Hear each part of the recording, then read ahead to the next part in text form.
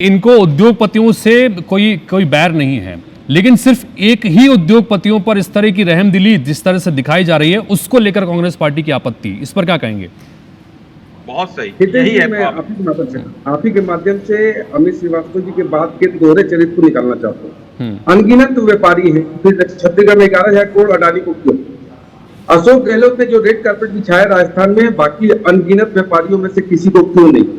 बंगाल में, तेलंगाना में, कर्नाटक में, केरल में, हर जगह। आप एक चीज बताइए श्रीवास्तव जी, इस प्रकार से जो रवैया आप रखते हैं, मतलब आपको नींद भी आती है रात में कि एक मुख्यमंत्री आपको रेड कार्पेट बिछा रहा है, उसी समय राहुल गांधी कहते हैं नो स्पेस फॉर अडानी। ये क्या तरीका है? दूसरा, जब आप अडानी फोबिया में घूम रहे हो और आप बोल रहे हो कि अमेरिका में उस पर कोई अपराध फ्रेम हो रहा है, अमेरिका में क्या हो रहा है वो हमारा कंसर्न नहीं। भारत के उद्योगपति जो लाखों रोजगार का सृजन कर रहे हैं, लाखों परिवार का घर चलता है, उसके बावजूद इस प्रकार का स्टेटमेंट देके जानबूझ के, देखिए शेयर भी जो है सेंटीमेंट से चलता है। अमित श्रीवास्तव जी इस प्रकार एलआईसी को बर्बाद करने की मंशा लेके चलते हो, आप लोग एलआईसी बर्बाद हो गया, ऐसा क्यों करना है? इससे आपको वोट मिलेगा क्या?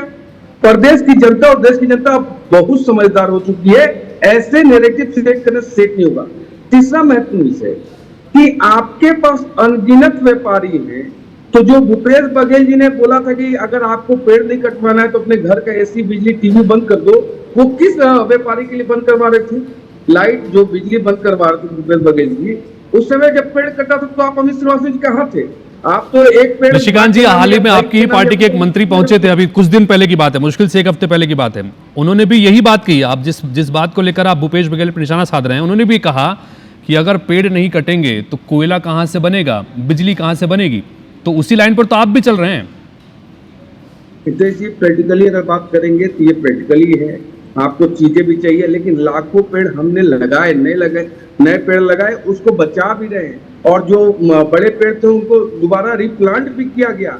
तो हमारी सरकार में कोई दोहरा चरित्र नहीं। लेकिन मैं आपके माध्यम से एक प्रश्न पूछता हूँ कि ऐसा क्या हिंडनबर्ग और जॉर्ज सोरोस में, जिसकी बात व्हाट्सएप पे स्वीकार करते हैं राहुल गांधी, लेकिन भारत के संवैधानिक संस्थानों पे, भारत की जनता पे, भारत की सरकार पे उनको भरोसा क्यों नहीं होता?